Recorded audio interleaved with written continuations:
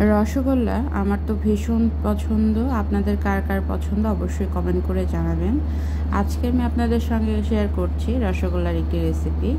তো এখানে আমি একটা পাতিলে প্রায় 1.5 কেজির মতো হবে গরুর খাঁটি দুধ নিয়ে নিয়েছি। এই দুধ থেকে যে ছানাটা তৈরি করব আমি সেটা দিয়ে আজকের মিষ্টি তৈরি করছি।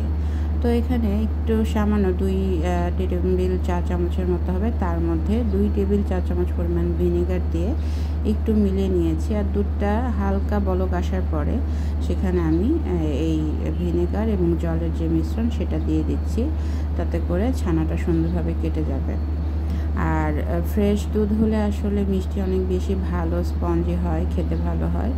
তো আপনারা চেষ্টা করবেন সবসময় দুধটা যেন একদম খাঁটি দুধ হয়, তাহলে কিন্তু ছানাটাও বেশ ভালো হবে এবং মিষ্টিগুলোও অনেক বেশি সফট হবে। তো ছানাটা কেটে নেওয়ার পরে আমি একটা ছাঁকনিতে এই ছানাগুলো জল ঝরিয়ে নিব। তো তার জন্য একটা ছাঁকনিতে আমি এই ছানাগুলো নিয়ে বেশ কিছুক্ষণ জল ঝরানোর জন্য রেখে দিব, যতক্ষণ না জলটা পুরোপুরি একদম ছেঁকে যাচ্ছে। তো জল ঝরে যাওয়ার পরে ছানাগুলো আমি হাত দিয়ে খুব ভালো করে মথে নিব, যতটা সম্ভব একদম মসৃণ করে এই মিশ্রণটা করতে হবে। ছানাটা ডলে একদম ম্যাশ করে ফেলতে হবে, যেন কোথাও কোনো দানা দানা না থাকে। আসলে ছানাটা আমরা যত বেশি সুন্দর করে ম্যাশ করে নিতে পারবো, মিষ্টি কিন্তু তত বেশি ভালো হবে। আর এখানে আমি 1.5 চা চামচ পরিমাণ কর্নফ্লাওয়ার দিয়ে দিচ্ছি, এতে করে মিষ্টিটা একদম সুন্দর থাকবে এবং কোথাও কোনো দাগ বা কোনো ধরনের কিছু হবে না। খুব মসৃণভাবে আমরা মিষ্টিগুলো তৈরি করতে পারবো। তো আমি কিন্তু বেশ অনেকটা সময়, প্রায় 4 থেকে 5 মিনিট সময় নিয়ে এইভাবে ছানাগুলো ডলে ডলে ভালো করে মসৃণ করে মেখে নিয়েছি। তো আমার মাখানো হয়ে গেছে অলমোস্ট। আমি এখন এখান থেকে ছোট ছোট করে শেপ দিয়ে গোল গোল করে মিষ্টি তৈরি করে নিব রসের জন্য, যেটা আমি শিরাতে দিব। তো দেখতেই পাচ্ছেন এখানে কিন্তু মিষ্টিগুলো একদমই সুন্দর স্মুথ হয়েছে, কোথাও কোনো ফাটল বা কোনো ধরনের কিছু বোঝা যাচ্ছে না, সুন্দরভাবে মসৃণভাবে তৈরি করতে পারলাম। তো এভাবেই আমি সবগুলো মিষ্টি গোল গোল করে একই শেপের চেষ্টা করব করার। তো মিষ্টিগুলো আমি তৈরি করে নিচ্ছি। এখন আমি চলে যাব শিরাটা তৈরি করতে। তো এখানে আমি শিরার জন্য দিয়ে দিচ্ছি প্রায় 4 কাপ পরিমাণ পানি, কারণ মিষ্টি যেহেতু খুব বেশি ছিল না, সো খুব বেশি জল দেওয়ার প্রয়োজন নেই। তো পানিটা দেওয়ার পরে এখানে আমি একটু ফুটিয়ে নিব। ফুটিয়ে নেওয়ার পরে এখানে দিয়ে দিচ্ছি 3টা সাদা এলাচ। এটাতে কিন্তু মিষ্টির যে ফ্লেভারটা সেটা অনেক বেশি সুন্দর আসবে।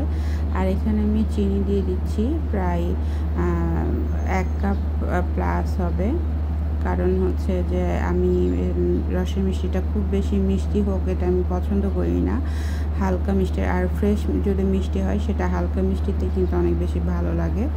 তো এখানে আমি চিনিটা আসলে যার যার মানে পছন্দ মতো দিলেই বেটার।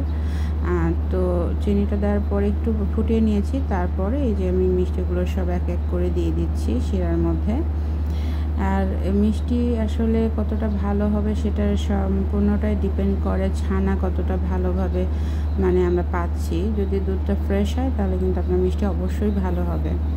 তো এখানে আমি এক এক করে সবগুলো মিষ্টি দিয়ে দিলাম শিরার মধ্যে, দিয়ে আমি কিছুটা সময়ের জন্য ঢাকনা দিয়ে দিব, যাতে মিষ্টিগুলো খুব ভালোভাবে ভেতর থেকে সফট হয় এবং সুন্দরভাবে কুকড হয়। তো এটার জন্য কিছুটা সময় লাগবে। এটা কিন্তু শেপগুলো কিন্তু আস্তে আস্তে বড় হবে, যত সময় যাবে মিষ্টিগুলো কিন্তু আরও বেশি ফুলতে থাকবে।